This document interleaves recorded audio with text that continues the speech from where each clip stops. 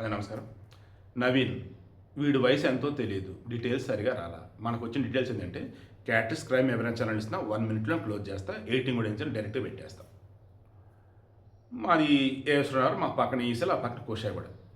ఆ కుషాగూడ ఇండస్ట్రియల్ ఏరియాలో living relations మరి ఎక్కువ ఉంటారో మరి లేదంటే ఆడ వచ్చి సెటిల్ అవుతారో మనకు తెలియదు. కానీ ఆమెకి భర్త చనిపోయి 10 సంవత్సరాలు అవుతుంది.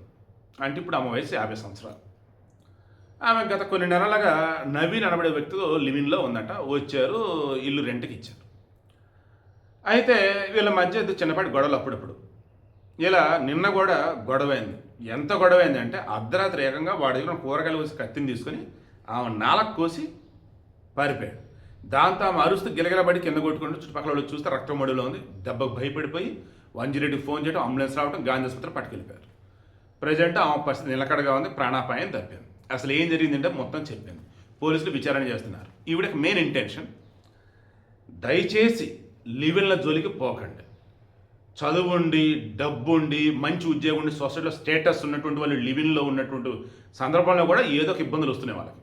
అట్లాంటి సరిగా చదువు లేక, డబ్బు లేక, ఉద్యోగం లేక, ఇల్లు లేక, ఇటువంటి లివిన్లు అంటే ఓ రకంగా శారీరక సుఖం కోసం, ఆ తర్వాత డబ్బు ఏదైనా సరిగా అందుబాటులో లేదు, అడ్జస్ట్ అవ్వట్లేదంటే చంపటం, సావటం ఇలాగే ఉన్నాయి. దయచేసి జాగ్రత్త.